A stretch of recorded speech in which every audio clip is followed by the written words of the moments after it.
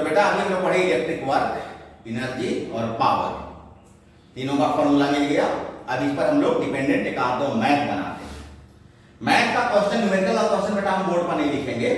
मैं इस पेज में मेरा क्वेश्चन लिखा हुआ है, मैं आपको इंग्लिश और हिंदी दोनों में, जैसे इसके पहले क्लास में भी अपलोड कर दिया था, मैं यहां भी अपलोड कर दूंगा। बोर्ड पर क्वेश्चन लिख के अपना समय बर्बाद करने से कोई फायदा नहीं है।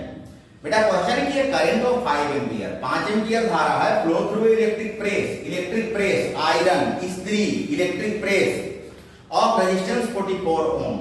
44 ओम रेजिस्टेंस का एक आयरन है, उसे 5 एम्पियर करंट फ्लो कराया जा रहा है। Calculate the energy consumed by the press in 5 minutes.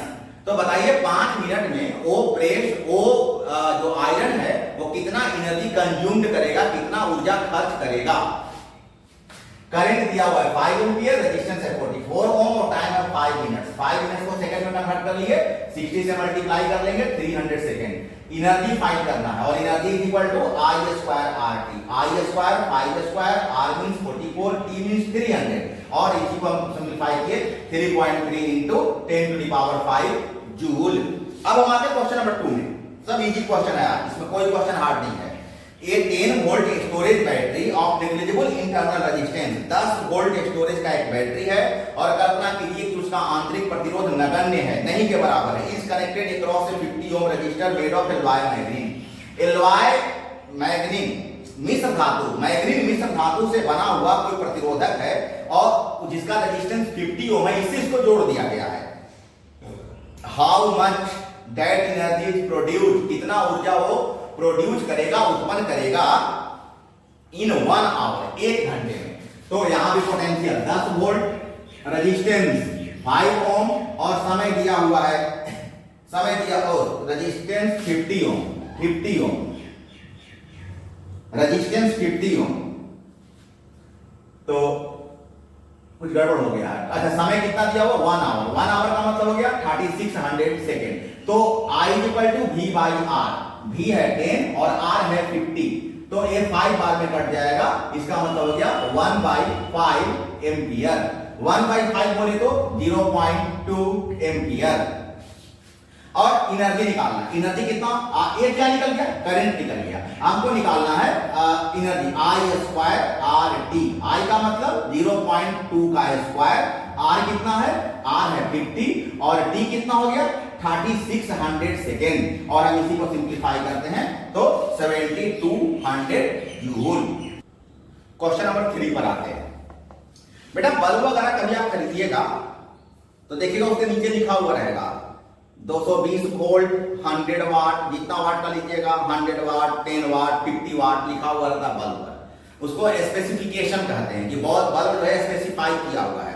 ऐसे हमारे पास इलेक्ट्रिक बल्ब है और उसका स्पेसिफिकेशन है 200 वाट और 250 वोल्ट।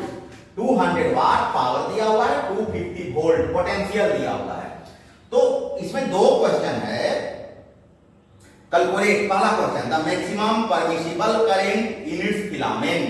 तो फिर बताइए कि इसके फिलामेंट, फिलामेंट किसको कहते हैं बेटा, बल्ब देखे होंगे तो बल्ब के भीतर ऐसे टंगस्टन का तार स्प्रिंग के जैसा रहता है, उसको फिलामेंट कहते हैं। तो उस फिलामेंट से कितना करंट फ्लो करेगा, आप पढ़े ना, अभी फॉर्मूला बताएं आपको, P equal to V into I, I equal to P by V, P और V दोनों पता था, हम बाई कर दिए 0.8 एम्पियर। और B नंबर है कि द रेजिस्टेंस ऑफ बल्ब, बताइए उस बल्ब का प्रतिरोध क्या है। तो R equal to V by I, V कितना 250 और करंट कितना निकाले 0.8, तो 250 बटा 0.8 312 312.5 ओम। क्वेश्चन नंबर 4, ये थोड़ा अच्छा प्रश्न है, इसको थोड़ा ठीक से समझिएगा।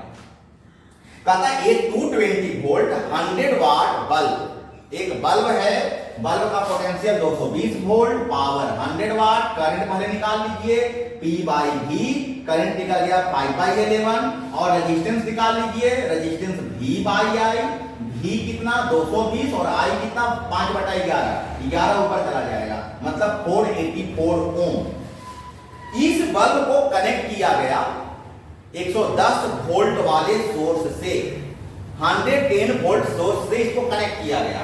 जब इसे कनेक्ट किया गया 100 वोल्ट सोर्स से, मतलब अभी पोटेंशियल 110 वोल्ट है, तो अभी पावर बताइए कि वो बल्ब अपना कितना पावर प्रोड्यूस कराएगा। तो P dash, by the way P dash अभी तो पावर है P डैश मान लेते हैं, पहले वाला पावर P था, तो P dash is equal to V dash square. और कीजिएगा, लिखते समय गलती नहीं कीजिएगा, ये V डैश स्क्वायर है, ये V डैश का ऐसे करके स्क्वायर है, तो V डैश स्क्वायर बटा R। V डैश का वैल्यू 110 और R का वैल्यू, R कितना, रेजिस्टेंस कितना निकला था 484, और हम इसको सोल्व कर दिए तो आ गया 25 वाट। कितना आया, 25 वाट आया।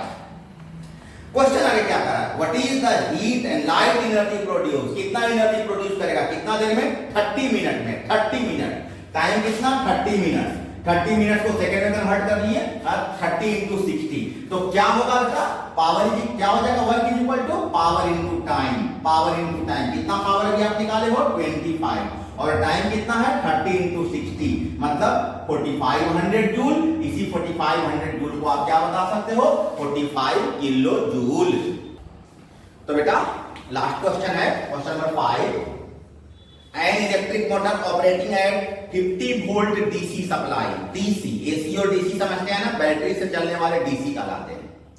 तो 50 वोल्ट डीसी सप्लाई से एक मोटर जुड़ा हुआ है और draw a current of 12 ampere, और वो कितना करंट ड्रॉ कर रहा है, 12 एम्पियर करंट ड्रॉ कर रहा है, मतलब उससे 12 एम्पियर धारा प्रवाहित हो रहा है। If efficiency of motor is, पहले तो आप निकाल लो कि मोटर का पावर क्या है, तो power is equal to V into I 600 watt. इसका मतलब जिस मोटर की हम बात कर रहे हैं वह मोटर 600 वाट का है, लेकिन क्वेश्चन आगे कह रहा है कि efficiency of motor is 30%। Efficiency को हिंदी में दक्षता कहते हैं, और दक्षता का मतलब होता है जो आप यूज करते हो। जैसे आप गाड़ी में पेट्रोल डालते हो तो पेट्रोल का सारा हिस्सा गाड़ी को चलने में यूज नहीं होता है, बहुत सारा हिस्सा गाड़ी को स्टार्ट करने में, बहुत सारा हिस्सा इंजन को गर्म करने में, अब बहुत सारा हिस्सा धुआं बन के बाहर निकल जाता है, ऐसे बहुत सारे चीज खर्च हो जाते हैं। गाड़ी चलने में जो यूज हुआ वही उसकी दक्षता है, वही उसकी एफिशिएंसी है, मतलब जो गुड यूज है, जो गुड यूज है वो एफिशिएंसी कहलाता है। तो इसकी एफिशिएंसी 30% है।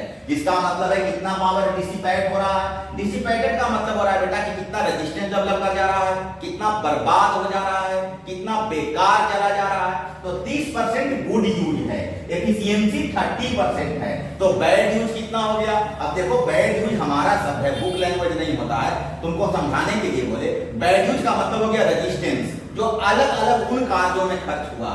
तो पावर डिसिपेटेड हो गया, जो क्षमता जो बेकार जा रहा है वो 70% है। 70% किसका 70%, पावर कितना था मोटर का 600, और 70% बेकार चला जा रहा है। बेकार का मतलब कितना हो गया 400 वाट, उसका जो है 420 वाट उसका बेकार चला गया। तो फिर बताओ कितना रेजिस्टेंस डेवलप कर रहा है। तो यही रेजिस्टेंस है ना बेटा, ये पावर है, अब इस पावर से रेजिस्टेंस निकाल लेना है। तो कितना रेजिस्टेंस, क्या होता है formula, power is equal to I square R is equal to P by I square.